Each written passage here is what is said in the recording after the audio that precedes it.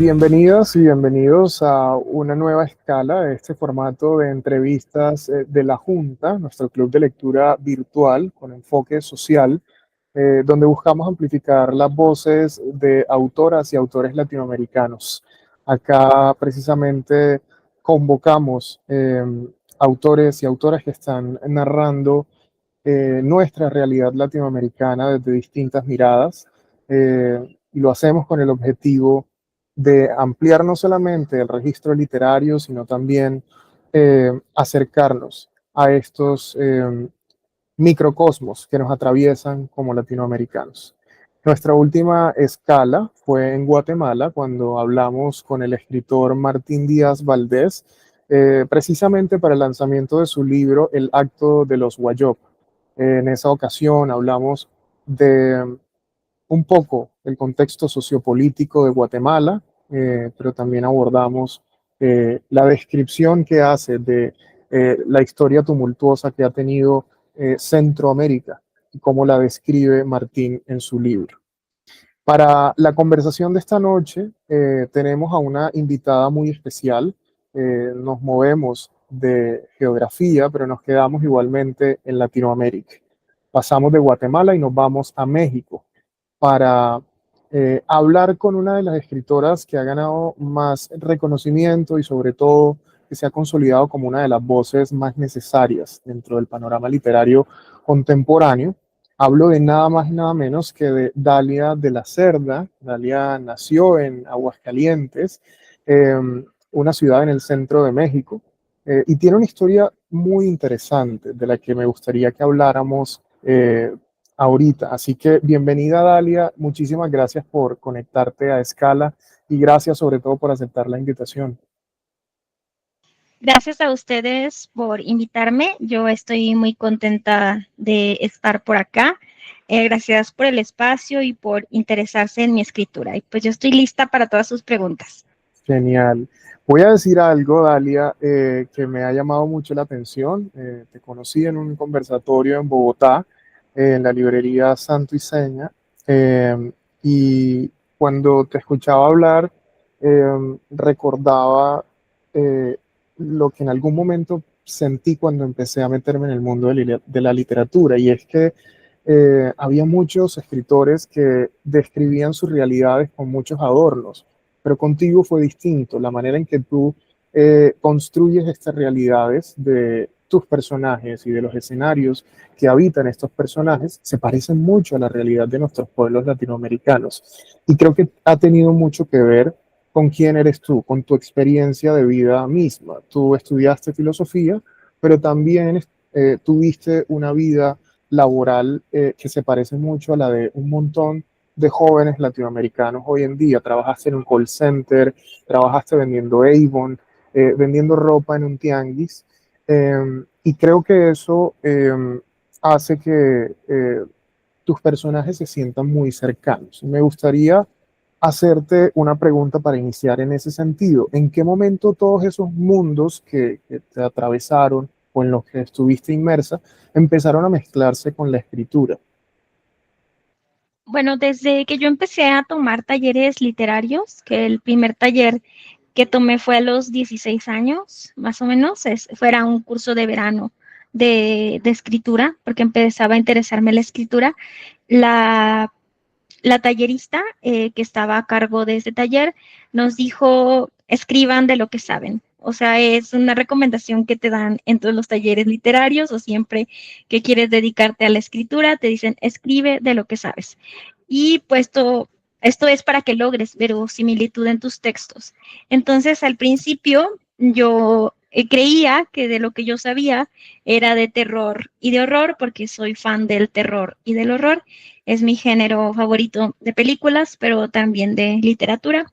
Y en la vida misma me encanta el terror y el horror. O sea, yo para dormirme pongo un programa que se llama Horror a la Medianoche, donde personas de Aguascalientes hablan a contar sus historias de aparecidos a un locutor, ¿no? De radio, es un programa de radio.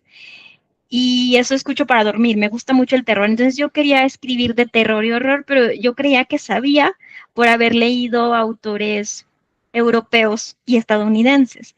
Entonces yo pensé que con manejar las reglas del género, los clichés del género, con manejar las estructuras del género de terror y de horror o de los géneros de terror y de horror, iba a ser suficiente para poder escribirlo. Y la verdad es que no, que era desastroso todo lo que escribí durante muchos años, 10 años.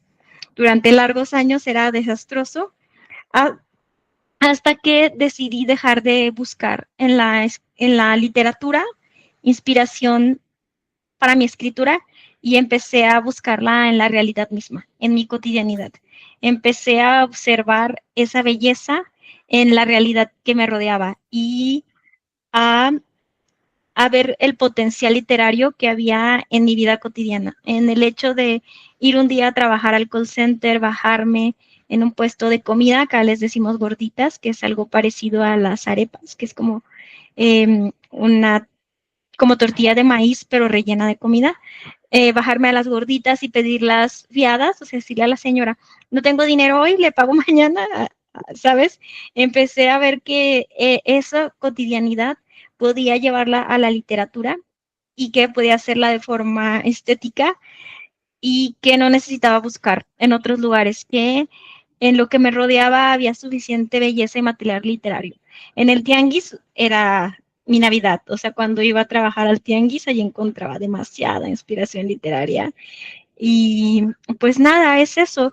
Y creo que es algo que hemos estado haciendo las autoras latinoamericanas, que hemos estado, de repente tenemos como una iluminación divina, una epifanía y nos damos cuenta que nuestras realidades latinoamericanas estamos rodeadas no solamente de belleza y experiencias estéticas, sino de material literario.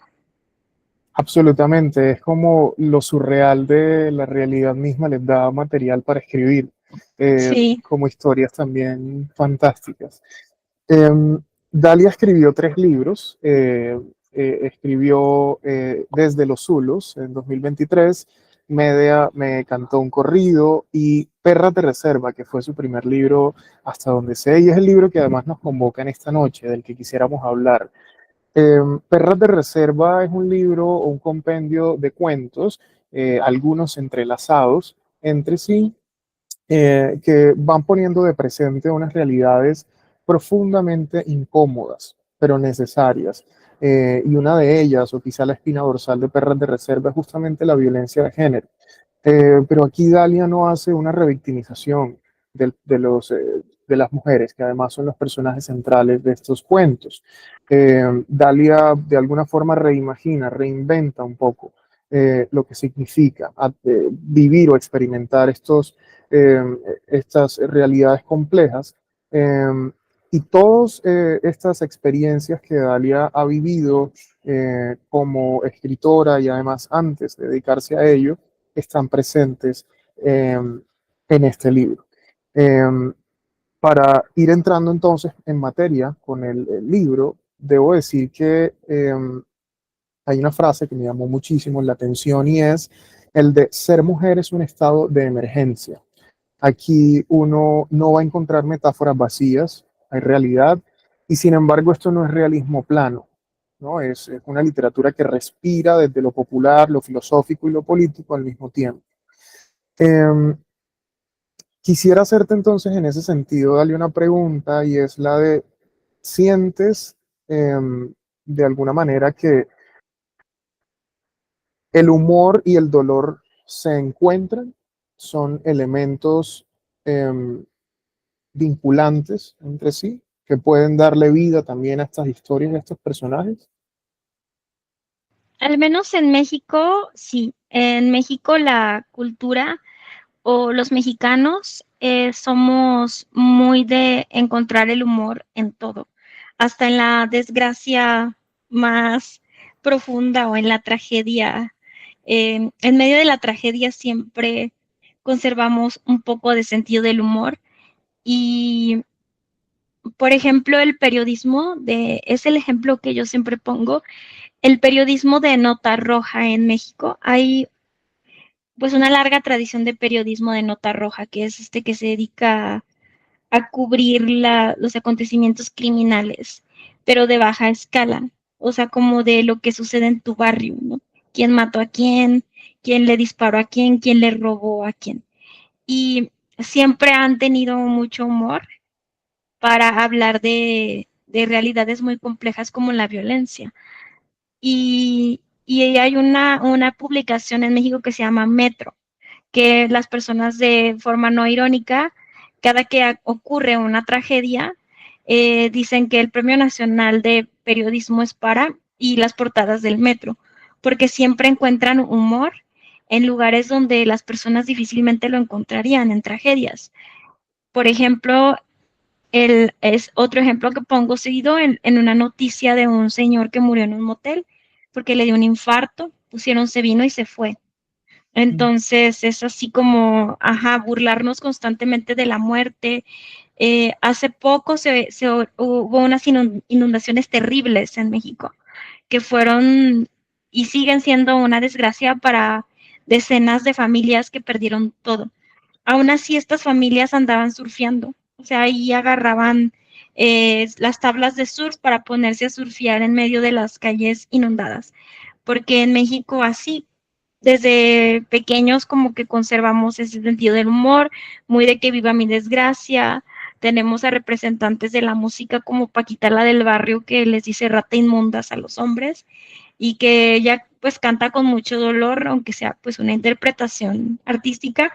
Ella canta con mucha rabia y mucho dolor a los hombres traidores y los hombres la aman, les da mucha risa, la amaban, le besaban la mano, se arrodillaban ante ella, le llevaban flores, porque, ajá, es muy así el humor mexicano.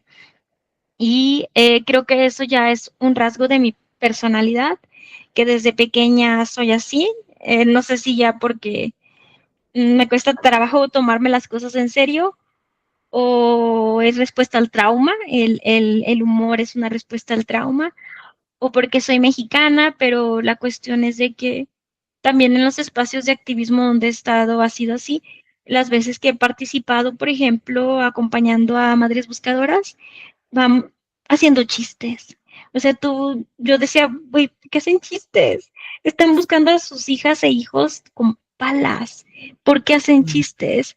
Y ellas van bailando, se ríen. O sea, es un ambiente entre solemne, pero en esa solemnidad hay espacio para la risa.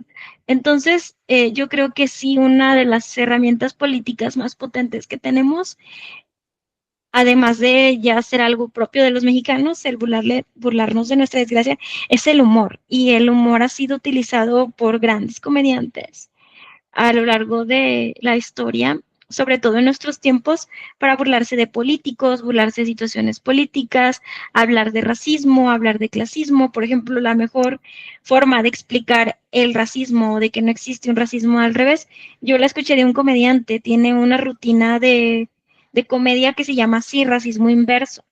Y él empieza diciendo que cuando tú dices, ¿qué pasa con los blancos que no saben bailar? Luego te dicen, oye, no nos digas eso porque eso es racismo, pero al revés. Y él te explica cómo sería si realmente fuera racismo, pero al revés. Y dice que necesitarías una máquina del tiempo para regresar al pasado y convencer a los líderes de África que conquisten Europa, que los saquen, etc., ¿no? Y te queda clarísimo que es una estructura, o sea que el racismo no es como simple discriminación o de que te digan cosas porque tienes el cabello de tal color o de tal forma, sino que es una estructura y una forma de organizar el mundo y lo hace a través del humor. Y como yo voy a tocar temas tan difíciles como el feminicidio, la violencia, también a las mujeres como victimarias, no quería que todo fuera tortuoso para el lector, porque cuando yo he leído libros que hablan de violencia y todo es violencia, la verdad es que me parece fatigoso y ya no quiero seguir leyendo. Quería darle respiros al lector y me pareció que además de la experiencia de que se encariñen con los personajes, que los personajes se hagan entrañables y los termines queriendo, también el sentido del humor era algo importante. A mí me llama muchísimo la atención de lo que dices y ahorita me acordaba, en Colombia tenemos un periódico que se llama El Al Día, o bueno, al menos no sé si circula en todo el territorio nacional, pero en unas partes sí, y los titulares eran muy parecidos o son muy parecidos a los que mencionas. Por ejemplo, uno que no se me olvida es la de un señor que dicen, entró a una panadería y le dieron pan pan. como que esto hace parte de esta crudeza, ¿no? Con la que los pueblos latinoamericanos crecimos y que nos burlamos de la tragedia, de aquello que parece eh, casi que imposible de superar o de procesar, ¿no? Como que solo con el humor o a través del humor se encuentra un poco de calma en medio de eso. Y en esa misma línea, Dalia, yo le hice muchas anotaciones al libro. Cuando lo leía porque, digamos, anotaciones inusuales, eh, porque me daba mucha risa y hablo de unos personajes en particular como el de esta chica que es hija de un narco y tiene este acento que no sé de qué región es. Yo tengo un amigo que es de Durango y me decía que más o menos así hablan los de la región de Sinaloa también, un poco como fierro, a la verga y todo esto. Y me daba mucha risa cuando lo leía, pero también sabía que ahí había una, una denuncia implícita. La pregunta aquí es, cuando escribes, al menos en este caso del narcotráfico, en donde hay una mujer que es la que hereda, digamos, este imperio, pero además este poder de un hombre que se ha dedicado a, a, a ser narcotraficante. Lo que intentas allí de alguna forma es denunciar políticamente lo que está sucediendo desde el punto de vista femenino o hay algo más allá de la descripción. Bueno, a mí me interesa complejizar, como que ver la pintura completa y de pronto en México, precisamente porque pues llevamos muchos años en guerra, desde que el expresidente Felipe Calderón decidió declararle la guerra al narco, o una supuesta guerra contra el narco, que lo único que ha hecho es pues el que el país se militarice y que el país sea cada vez más violento. El tema del narcotráfico, de las organizaciones multicrimen, como dice el presidente de ustedes, Petro, Uh -huh, porque aquí en México también ya no solo es narcotráfico, sino que son multicrimen, extorsionan, cobran piso, también se dedican al secuestro, a la trata de personas y ya tienen, como se dieron cuenta que había negocios altamente lucrativos que no tenían nada que ver con lo ilegal, como el aguacate, el limón, el pollo, que eran negocios donde había muchísimo dinero, extorsionan y casi se han adueñado de esos mercados. Entonces, pues estas organizaciones generan mucha polémica en México. Y la polémica respecto a sus integrantes de las organizaciones multicrimen se extiende a otros temas, por ejemplo, el consumo de sustancias, ¿no?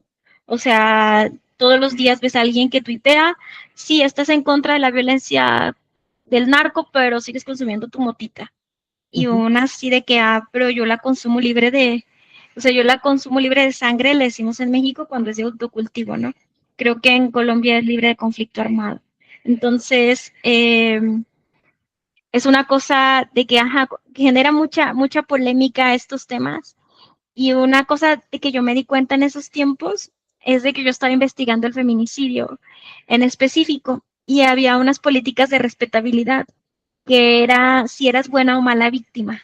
Y de la peor víctima que podías ser era si estabas involucrado en el crimen organizado. Ya seas mujer o hombre, eh, si estás involucrada con algún sicario, eres novia de un sicario, aunque te maten, mientras estás transmitiendo en vivo en TikTok y todos tus seguidores o los que están conectados vean cómo te disparan con toda impunidad y no hay ninguna consecuencia, la gente va a decir que te lo merecías por andar de novia de un sicario, que tú te lo buscaste, que lo estabas pidiendo a gritos. Igual cuando sucede con las hijas de los narcos, ¿no? Que dicen es que ellas se lo merecen porque son hijas de narcotraficantes, aunque las chicas a lo mejor ni se dediquen a nada que tenga que ver con el crimen organizado, hayan roto lazos familiares. Sí había como mucha estigmatización, pero también me interesaba visibilizar que hay mujeres que son víctimas de las organizaciones multicrimen, pero que también hay mujeres que se benefician de forma directa de las organizaciones multicrimen y que tienen unas vidas lujosas y que son millonarias y que esto es a costa de la sangre de otras personas y del trabajo precarizado y marginizado de otras personas que se benefician del sicariato, que se benefician de las muertes. Y también al mismo tiempo que sigan siendo personas, porque pues tú te das cuenta que Juliana no es una buena persona, pero cae bien. Y sucede Ujú, mucho con las chicas en México que son buchonas, que ujú, cuando yo las estaba como haciendo una etnografía y las estaba investigando, eh, eh, tres de ellas ya están muertas. O sea, cuando se murieron, a mí de verdad es que me dolió. O sea, no así de que, ay, mi familiar, ¿sabes? Pero claro. sí fue de que dije, ay, no, o sea, sí me dio tristecita y dije, o sea, chale, pobre chica, ¿no? O sea, ojalá y o sea, sí daba como esa tristeza, ese impacto de que a una la mataron, la otra fue como de causas naturales y, y pues la otra sí está aparecida. O sea, ya está dada por muerta, pero de las como que yo seguía y que estuve investigando. Entonces, pero ver cómo la gente celebraba sus muertes, sí me consternaba un montón y yo quería como precisamente me interesa generar esas conversaciones que así como que los seres humanos somos muy, muy complejos y que las relaciones humanas y de las relaciones de poder y de víctima a victimario también son muy, muy complejas. Que una persona que es violentadora, que se beneficia de la violencia, al mismo tiempo puede caer bien, porque es un ser humano y es complejo y que además es mamá, puede ser papá, puede ser hermano, hijo, y que no es tan fácil en dividirlo en los buenos y los malos. O sea, somos seres humanos y hay, al menos en México, en temas de organizaciones multicrimen, creo que todos en México tenemos grados de responsabilidad, porque yo conozco un montón de gente que no te va a decir, pero lavan dinero. O sea, de que tú dices, güey, lavas dinero. A mí, o sea, no es posible. O sea, negocios en México que yo digo, es que este negocio es irreal, que sigue existiendo, lavan dinero.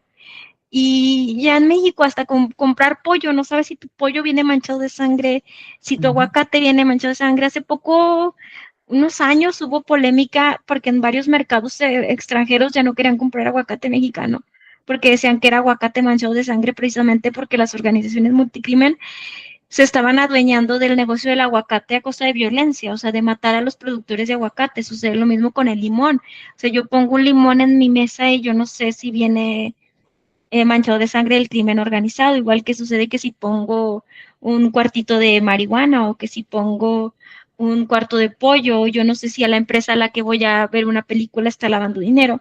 Los grados de responsabilidad son incluso en la despreocupación que hay muchas personas en México acerca de las infancias. O sea, esa gente que dice, ay, ¿por qué hay niños en el parque? No deberían permitir niños en el parque. También tiene grados de responsabilidad porque si no te preocupas por las niñeces que te rodean, esas niñeces pueden terminar siendo reclutadas por los conflictos armados. Entonces, o están en el parque o están en el sicariato y también tienes grados de responsabilidad en decir, no es mi responsabilidad, es la responsabilidad de sus padres. Entonces, eso era como lo que yo quería mostrar a través de estos personajes complejos, que no es como de, hay los buenos y los malos.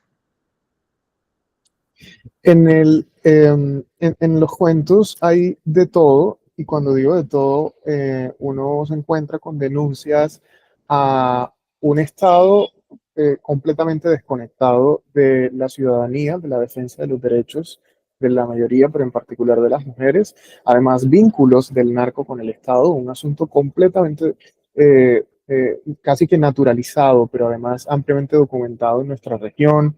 Desde México hasta la Patagonia, eh, con vínculos incluso con estructuras fuera del continente. Pero también hablas de fe, hablas de ese lugar que ocupa la religión.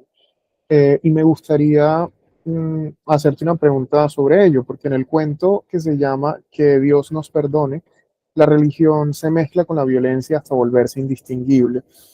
¿Te parece que la fe sigue siendo un dispositivo de control social en México y en Latinoamérica? ¿O crees que para muchas mujeres también puede ser una forma de refugio cuando el Estado no llega? Pienso que es las dos cosas. O sea, la religión sigue siendo una forma de control en muchos contextos. Es innegable, por ejemplo, separar a la religión de formas de control en fenómenos como en Brasil, donde el protestantismo técnicamente llevó a Bolsonaro al poder, o estos grupos protestantes tuvieron una influencia directa en sus congregaciones para que votaran por Bolsonaro. También es imposible que yo te diga que no existe un control por parte de la religión. Cuando yo vivo en Aguascalientes y hace no mucho existió un obispo que se llamaba el obispo José María, le decían el obispo Chema, que ese señor cada miércoles hace una rueda de prensa donde hablaba de temas políticos, obviamente de formas degradantes y vulnerando los derechos humanos de todo el mundo, y salían los encabezados de todos los periódicos, y donde ese señor desde su púlpito en la iglesia llamaba a que votaras por por los partidos que prometían salvaguardar la familia y la vida. Entonces, creo que eso es innegable, que la religión sigue siendo una arma de control. Pero también creo que la espiritualidad es una forma de resistencia y de refugio de muchas mujeres. Y yo que acompaño abortos, te lo puedo decir porque lo veo en igual manera. Conmigo han llegado mujeres que me decían, es que yo no quiero abortar, necesito abortar, pero no quiero hacerlo porque me da miedo que Dios me vaya a castigar. Entonces, ese dispositivo de control que había sobre ellas, que el único discurso que habían escuchado era un Dios al que hay que temerle, un Dios que las va a castigar, eh, pues al final de cuentas estaba interviniendo en que ellas continuaran con su proyecto de vida. Pero también encontré ahí que había la forma de darle la vuelta, ¿no? O sea, yo me puse a leer la Biblia, dije, no, es que yo tengo que encontrar acá. Y pues tenemos un podcast en Morras versus Fundamentalismos, donde hablamos de aborto y religión, donde técnicamente en la Biblia en ningún momento señala que abortar sea algo malo, y donde es evidente que Dios sabe que existen los embriones, porque dice, por ejemplo, en algunas partes, desde antes que estuvieras en el vientre de tu madre te conocí, o te conocí en el vientre de tu madre, y por ejemplo, en algunos leyes de cosas que se castigaban, decía que si matas a una mujer y ella está embarazada, el castigo es solo por la muerte de la mujer, no por la muerte del feto. Pero si matas al bebé y a la mujer, cuando ya lo parió, sí era un delito más grave. Entonces, esto nos ayudaba, a mí, por ejemplo, me ayudaba más con mis chicas católicas o cristianas, sobre todo católicas, decirles, te voy a prender una vela a la Virgen de Guadalupe para que tu proceso salga bien. Y literal tomarles el video de prendiéndoles la velita y diciéndoles, le vamos a pedir a la Lupita que todo salga bien con tu aborto, y vas a ver que ella, que es madre, te va a entender de que a veces ser madre es difícil. Imagínate, nos tiene a nosotras de hijas, está complejo. Yo creo que si hubiera podido nos aborta, pero pues es una deidad y no le queda otra más que soportarnos. Pero ajá, o sea, decirle, ¿en quién crees? ¿Crees en San Judas? Te prende una veladora San Judas.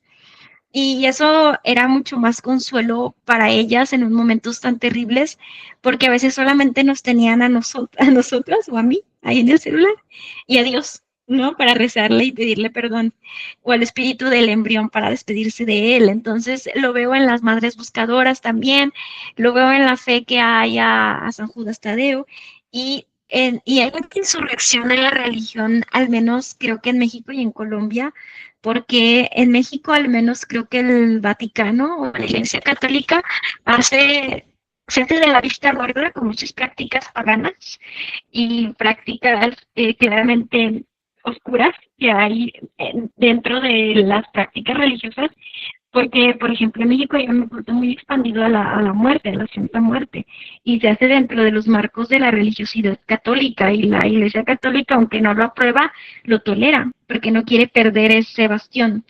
Y también el culto a San Judas Tadeo, que es muy popular entre personas que están del lado de las criminalidades y que la Iglesia sabe y que de pronto alguno u otro pastor o padre sale a decir, no, pues no tiene nada que ver con eso, pero saben que la mayoría de personas que van a San Hipólito el día de San Judas son personas que se dedican a la criminalidad, está Malverde y le tienen tolerancia, aunque salgan a decir, no, es que nosotros nos deslindamos, ajá, no te excomulgan, pues, o sea, sigue Ujú. siendo bien recibido en la iglesia. Y sí he visto, y lo que yo he observado en la espiritualidad de los seres humanos, es que los seres humanos, eh, por más agnóstico que seas, por más ateo que seas, por más racional que seas, siempre deseamos que exista algo superior, una fuerza, un Dios, una energía que nos acepte tal y como somos. O sea, que nos quiera así como somos. Y creo también que las personas tienen derecho a ejercer cualquier tipo de religiosidad y de espiritualidad en paz, sin que sean víctimas de violencia, sobre todo en el caso específico de comunidades LGBT, Q+, y de mujeres, que las mujeres y las personas de la comunidad deberían poder ejercer su fe, la que sea, sin que se les violente, sin que se les degrade, sin que estén en riesgo de vivir abusos sexuales. Es interesante porque hay una intersección potencialmente peligrosa entre el ascenso de los grupos ultraconservadores y estas religiones que tienden a afincar mucho la idea de las tradiciones. Eh, y lo digo entre grandes comillas, de lo que debe ser, por ejemplo, la familia, lo que debe significar proteger una vida, es decir, aquellos pro vida, entre grandes comillas. Eh, y me gustaría mencionarte algo, ya que hablamos de este tema de la fe, porque tú escribes con intención. Es decir, muchos de los temas que están en el libro no son casualidad, y lo cual yo alabo y agradezco, porque creo que en Latinoamérica hacía falta tener voces que hablaran sin adornos, sino con esta crudeza con la que las realidades se nos presentan. Eh, pero también me pongo a pensar, según, por ejemplo, un dato que encontré del University College of London junto con la Universidad de Florida, se dice que la lectura por placer ha caído un 40% y que la caída es aún más fuerte entre los hombres. Y cuando se trata de libros escritos por mujeres o sobre temas como el machismo o la desigualdad, este público masculino es todavía menor. Tú que escribes desde un lugar incómodo y a veces provocador, ¿cómo crees que podríamos invitar a que más hombres leyeran estos libros sin que se sientan acusados, sino interpelados? Es una pregunta difícil porque la verdad es que yo no lo he conseguido. O sea, la verdad es que la mayor parte de mis lectoras son mujeres o personas de la comunidad LGBT. En mis presentaciones tú vas y dices, ay, que vivan las mujeres y los gays, porque hay pocos hombres heterosexuales. Creo que de mis lectores, yo creo que menos del 2% son hombres heterosexuales. Y creo que los que se sienten interpelados, o al menos por Medea me cantó un corrido, por Perras de Reserva, de las interpelaciones que me llegaron, sí había de hombres de izquierdas, o sea que ya eran, pues ya tenían una conciencia política y que pues estaban leyendo algo que coincidía en muchos aspectos con sus posicionamientos políticos. También nunca faltan los aliados, o sea, los hombres que dicen, soy aliado, aunque tú sepas que no, porque los conozcas Claro. y sepas que son culerones en su vida real, y que digan, yo te conozco como eres, pero bueno, ajá, o sea como que ya tengan esa tendencia. Pero lo que sí es que siento que sí sigo causando más inconformidad entre hombres, sobre todo ilustrados, porque me parece una cuestión curiosa, pero entre hombres no tan ilustrados, o sea, me refiero a no esta clase media ilustrada, hombres de izquierda, estas izquierdas ilustradas, eh, mis libros son la sensación, o sea, por ejemplo, en Chicos privados de su libertad. O sea, ajá, o sea, entre, por ejemplo, les llevaron perras de reserva a unos adolescentes privados de su libertad y uno de los chicos me mandó un dibujo, menor de edad, no sé por qué esté, solo la chica me dijo, pues no te voy a decir, no te puedo decir por razones de confidencialidad las razones por las que él está en el tutelar para menores, pero son graves, o sea, el chico no es un santo, no es un angelito, pero se identificó con la chiquis de Perras de Reserva Mm. y te hizo un dibujo y me pidió que te lo mandara y la chava le tomó una foto porque no lo puede sacar, no puede sacar nada de un centro de readaptación, entonces ella le tomó una foto y me mandó el dibujo. Y me decía que a sus alumnos les gustaba mucho, se identificaban con mis personajes, como que ellos no ven esta cuestión de, ay, son mujeres, Ujú. ellos ven la identificación de clase. O sea, para ellos se identifican con la China porque es igual que ellos de proletaria o clase obrera o pobre, pon tú, pero no ven como que mujer, hombre, o sea, para ellos, y por ejemplo, una chica me contó también otra cosa interesante, que fue a que a sus grupos de alumnos y alumnas los puso a leer que Dios nos perdone y Dios no hizo el paro. Y Ujú. dijo que ella da clases en una escuela que es un barrio popular y da clases en una escuela del Opus Dei. Y dijo que los puso a leer solo esos dos cuentos y que debatieran.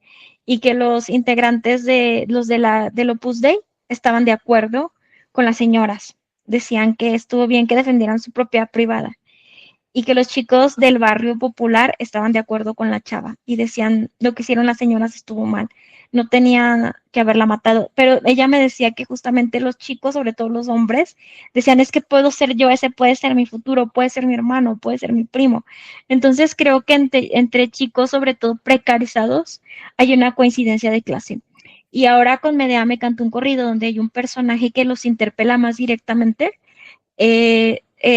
sí he visto un crecimiento, no tanto en mis presentaciones, salvo en la que fue en la Colonia Morelos en Ciudad de México, donde sí había más chicos y sí se veían que eran de un origen barrial, pero en mis redes sociales cada vez he visto que me empiezan a seguir más chavitos, jóvenes, Ujú. que se ven o que son de contextos de precarización, ¿no? Porque pues veo cómo interactúan con mis historias o lo que me dicen o me mandan sus mensajes. Me pareció, por ejemplo, un TikTok donde dicen que los chicos de barrio no leemos, pero sí leemos, y estaba leyendo mi libro, el chavito, y era un chavito así, o sea, de que Ecatepec, ¿no? En el Estado de México.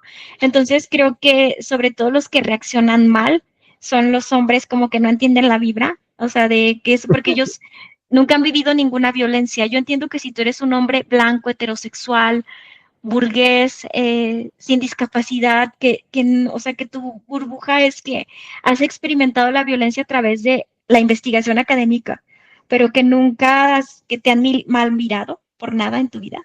Es que no entiendas, pero si tú eres un chico gay, si tú eres un chico precarizado, y si te han mal mirado por los tenis que traes, si te han mal mirado por tu color de piel, si te han mal mirado porque eres gay, es mucho más fácil que te sientas identificada o identificado con los textos de mis libros. Entonces, pues creo que también es una cuestión de clase. Eh, y es lo que te digo, yo no sé cómo acercarme a personas que de antemano no van a entender, o sea, porque nunca han vivido violencias. Y a los hombres de derecha, pues de plano esos me odian, ¿no? O sea, esos ni como, o sea, porque sí, o sea, mi literatura parecen que es completamente panfletaria y que es ideologizante, y es que tampoco es que ni siquiera están convocados, como que yo ahí siento que el debate está perdido porque no van a entender porque están ideologizados. Entonces, la verdad es que no tengo una respuesta a tu pregunta porque como que yo a los hombres, a cierta clase de hombres, yo ya los di por perdidos. O sea, no están invitados a esta fiesta de la reflexión. Entiendo, entiendo. Además que bueno, yo que tengo una fijación con las lecturas que incomodan, tu libro me pareció un manjar en ese sentido.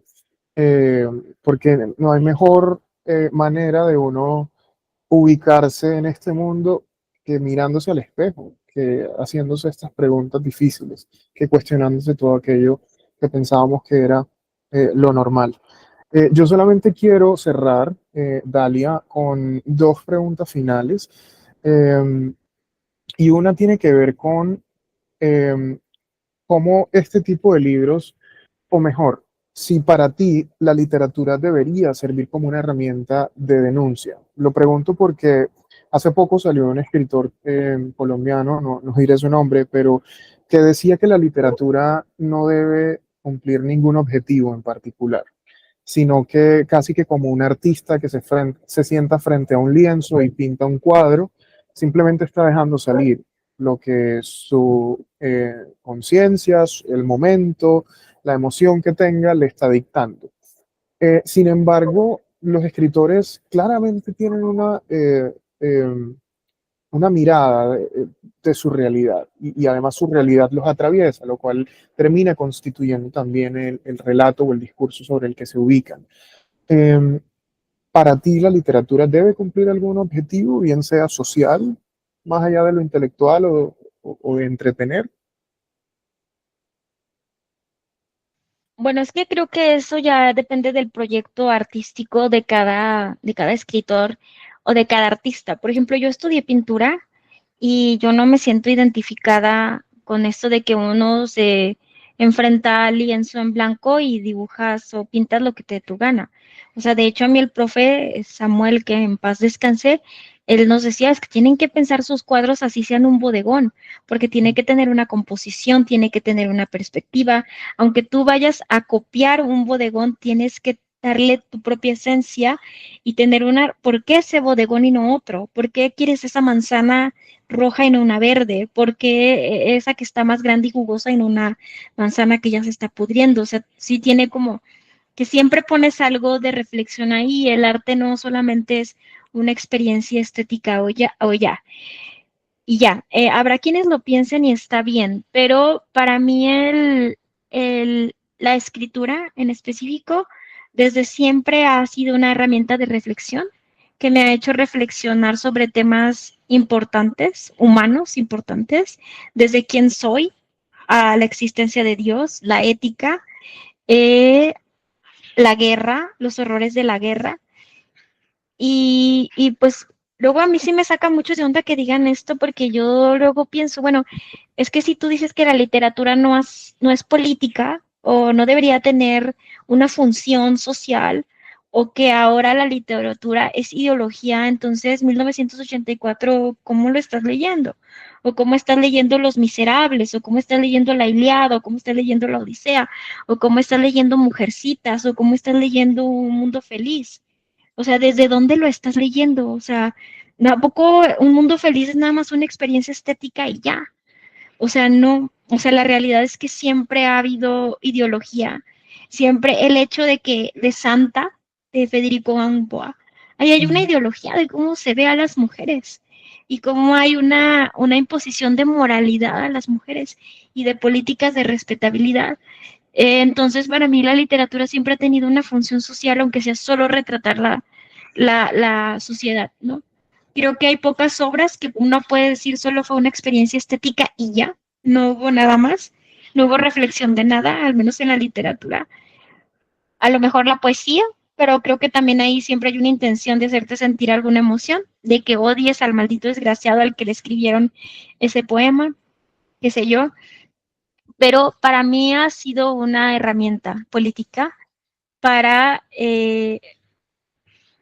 mis ambiciones. A mí me parece que tener ambiciones estéticas nada más y de que un libro esté bien escrito nada más, a lo mejor es porque yo soy muy vanidosa o tengo un delirio mesiánico, porque varias veces he estado frente a la muerte y no me he muerto. O sea, el otro día yo ya bien del uno le decía a mi esposo, güey, es que yo soy como el protegido, güey, es que si te fijas todas las veces que he estado a nada de morirme, y no me he muerto de pura casualidad. O sea, de verdad, una vez corté un cable con un cuchillo y el cuchillo quedó achicharrado, pero yo no me electrocuté porque lo estaba agarrando todo el cuchillo por el mango. Entonces, el que yo estuviera agarrando el cuchillo por el plástico impidió la conducción de la electricidad, pero el cuchillo quedó achicharrado, hecho mierda. Entonces, yo, si hubiera un milímetro de mi piel tocado ese metal, yo estaría muerta, achicharrada además. No Entonces, estuvieras como que contando la historia. ajá, no estuviera aquí contándoles esto. Entonces, como que mi delirio así de que yo tengo un propósito, es que, bueno, si quisiera experiencia estética, pues puedo dedicar al cine, ¿no? Y presentarles imágenes, una fotografía impresionante. pero yo quería que la gente, yo tenía un interés como más profundo, yo quería que la gente reflexionara, yo quería volarle la cabeza a la gente, que la gente leyera mis libros y dijera, maldita vieja, ¿por qué me estás haciendo empatizar con una vieja que está abortando si yo soy pro vida, Ajá. güey? O sea, yo odio a las que abortan, porque esta vieja que está abortando me cayó bien, o porque estoy empatizando con un sicario, güey. No mames, no está bien que yo empatice con un sicario. Yo quería como eso, como algo más ambicioso, que era crear un universo narrativo donde fuera posible la reflexión de temas complejos como caballito de Troya, que ni te das cuenta y tú ya dijiste, güey, sí es cierto, pobres chicos los que son reclutados. Y eso a mí es de lo que más me maravilla de la escritura, de que en mis presentaciones, señoras que lleguen y me digan, la verdad es que yo era de las que decía que bueno que los mataron porque angelitos no eran, pero ahora ya reflexiono, o sea, acerca de que eran personas que tenían mamá, que tenían papá, que tenían hijos y que hay una madre llorándoles. Y yo, ay, señora, esto debería haberlo reflexionado simple y sencillamente por sentido común, pero si mi libro ayudó, qué bueno. Pues Entonces, sí. eso. Última pregunta ya y súper cortita, Dalia, para despedirte, es ¿qué estás leyendo y qué nos recomiendas? ¿Qué estoy leyendo en este momento? Sí. Ahorita no en este momento no estoy leyendo nada. Estaba leyendo El loco de Dios en el fin del mundo, Ah, que es ok. una Ahí biografía del cercas. papá, ajá, de así, y que yo lo empecé a leer porque vi que había mucho hype y dije, a ver, ¿por qué? Sí. Descargué una muestra gratis y luego me gustó. Y dije, lo voy a comprar. Y ya luego la editorial me lo mandó. Y dije, lo voy a leer. Y la verdad es que me atrapó. Y es justo eso la magia de la literatura. Que yo dije, ¿por qué estoy leyendo la biografía del Papa Francisco? A mí me vale, Ajá, no me importa. O sea, me caía bien y todo, pero pues como claro. para leer su biografía, no. Sí. Pero una locura. Era lo que estaba leyendo, pero paré la lectura. Y ahorita estoy leyendo papers académicos porque estoy haciendo una investigación para mi próximo libro. Entonces estoy leyendo tesis que se han escrito sobre la influencia de las mujeres que se dedicaban al regional mexicano en los 90s y en los 2000s. Súper. Encontré una, por ejemplo, creo que se llama Rebelde, soy parrandera rebelde y atrevida, de la figura de Jenny Rivera, Mm. una lectura feminista a Jenny Rivera. Entonces he estado leyendo como eso, eh, tesis que me he encontrado ahí, que a lo mejor la persona que la escribió dijo esto no va a tener repercusión en nada, pero yo lo estoy leyendo para un libro ya, ya tuve ahí un propósito. Y es eso, ajá, es que va a ir como del regional mexicano, mi próximo libro, y estoy en la investigación y a pura tesis me estoy aventando ahorita. Bueno, yo creo que ha sido una conversación bastante nutrida, varias cosas que se habrán quedado también en el tintero, pero eso que sirva como expectativa o abrebocas de lo que es leer a Dalia. Dalia, así Muchas tal cual gracias. como habla, escribe y les recomiendo muchísimo a los hombres, leamos más literatura femenina y feminista. Esto no es un asunto de modas, es una realidad a la que deberíamos empezar a hacernos frente.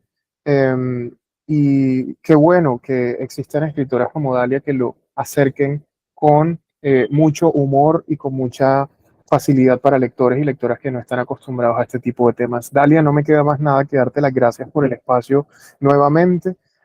Ojalá te podamos tener en otros espacios como de pronto la Junta, quizá. Y si no, nada, muchísimas gracias por la conversación. Te mandamos un fuerte abrazo. Abrazos de regreso y por supuesto escríbanme y nos ponemos de acuerdo. Que tengan una excelente noche y pues ahí nos estamos viendo en otros espacios. Claro que sí, Dalia. Muchísimas Adiós. gracias. Adiós y a quienes se conectaron para ver esta conversación grabada. Recuerden que Escala es el espacio de la Junta en donde invitamos autoras y autores de Latinoamérica a que nos cuenten qué están escribiendo sobre nuestra realidad, sobre nuestra región eh, y por qué deberíamos empezar a leerlos. Así que muchísimas gracias por conectarse. Nos vemos en una próxima escala. Feliz noche.